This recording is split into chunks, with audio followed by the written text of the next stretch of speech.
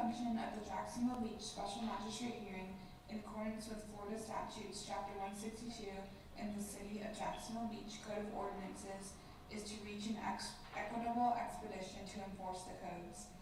The city presents the violation and evidence to the special magistrate. Next, the property owner is sworn in response to the violation and evidence. Both the city and the property owner may call witnesses to provide sworn testimony relevant to the case. This is a quasi-judicial hearing, not a public forum. Individuals not called as sworn witnesses will not be heard. Good afternoon. My name is Wayne Flowers. I serve as Special Magistrate for the City of Jacksonville Beach. We have one case on our agenda today, and so I will first allow the clerk to swear Ms. Beavers, and then Ms. Beavers, I'll have you present the case. Please raise your right hand. Do you swear or affirm that the testimony you're about to give in this matter is the truth, the whole truth, and nothing but the truth, so help you God? I do. Please state your name and your position. Nikki Beaver, City of Jacksonville Beach Code Enforcement Officer. You may proceed. All right, good afternoon. This is a continuance of case number 22-22, Mandarin Management Systems at 624 North 6th Avenue, Jacksonville Beach, Florida. The violation was a building permit was required for the work that was done. This was back May 25th, 2022, which was observed by one of the building officials, Clark Stuck.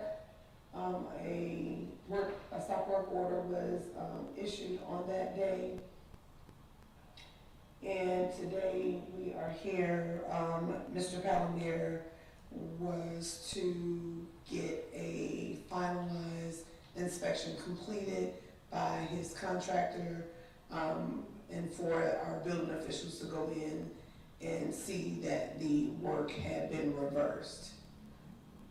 I did just speak with Mr. Palomir prior to the hearing, and he stated that the building official, the contractor was not able to schedule an appointment with the building department until tomorrow. All right, I'll hear from Mr. Palomir in a second, but do you have a recommendation? The recommendation that came from the building department would be that we begin the daily fine of $250 per day, being that no inspection had been scheduled at this point. Would you say that one more time? The building official, George Fahey, recommended that we begin a $250 per day fine, being that the building inspection had not been completed or scheduled.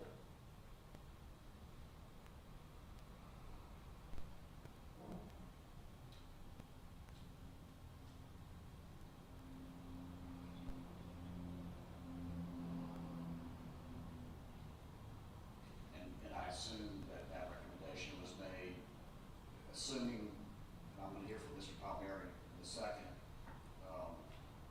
Because of the number of months that have went by since this was originally cited, and they feel like that it's continuing when it shouldn't continue, that the contractor should go in, pull out or open up the walls to show the work that had been done so that a inspection could be completed.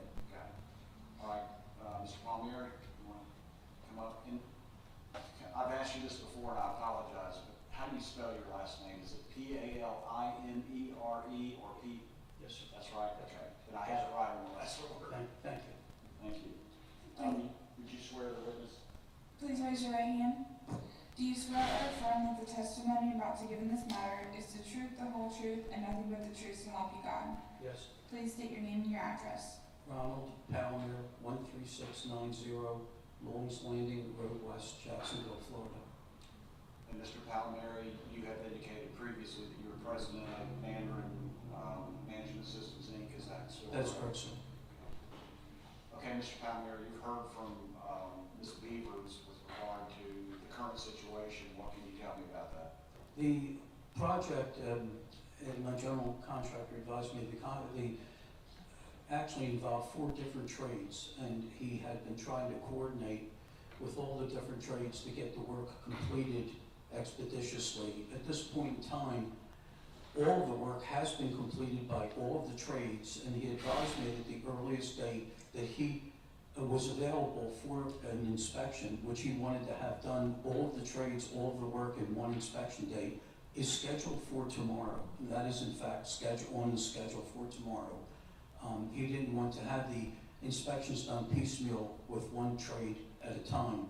I guess he's been really busy and has had conflicts. He had promised me this was going to happen last week, and because of other conflicts in the schedule, it's firmly scheduled for tomorrow for an inspection by all trades to complete the project. I just spoke to him earlier again today to confirm that, and he did confirm that with me. Apparently there was other conflicts with trying to get other contractors to come in on a timely basis, but that was finally accomplished. Hoping that tomorrow everything finally is in order. Ms. Beavers, you have anything to add or? Yes, when was the inspection actually scheduled? Because when I spoke with George today, okay, so that would be something. But I spoke to my contractor. Okay, one at a time. I'm sorry. Mr. Pioneer, let her finish before Yes. she started. Thank you. Yeah, so that would be my question on what day did the contractor contact the building department to schedule that inspection? Because when I spoke with George Knight, the building official today, he wasn't aware that a inspection had been scheduled. And with him. When I spoke to him on Monday, he advised me he was going to do it on Monday, and then recognized the fact that the department was closed because of the holiday, and then advised me that he was going to schedule it on Tuesday, which, yeah, would have been yesterday. So when I spoke to him again this morning, he confirmed with me absolutely positively that the inspection is scheduled. So there may be a little bit of a lag in paperwork from the Okay, time I'm not sure. between yesterday and today. Okay. But he assured me that it is definitely scheduled for tomorrow, and that he blocked out the time on his schedule to meet with the inspector. And what was that time that they gave him? I don't know. I'm of the belief that when an appointment is scheduled for an inspection, that the general contractor has to be there during a certain time frame, and the inspector fits that in depending on their schedule. So I would expect that if you start at 9 o'clock in the morning, he'll be there waiting at 9.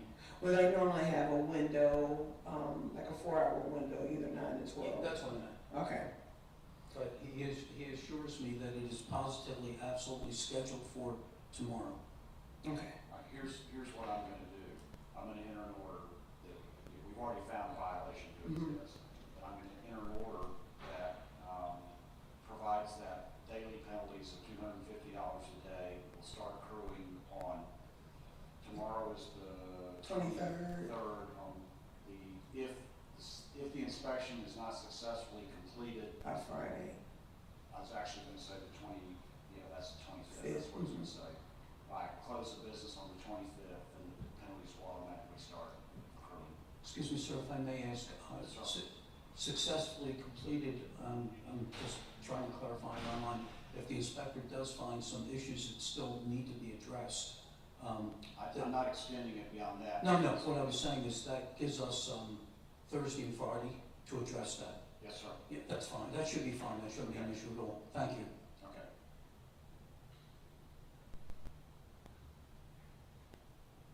And sir, if I may, the reason that I ask, it's general contractor's responsibility to be sure that his trades did things in a professional way that meets code.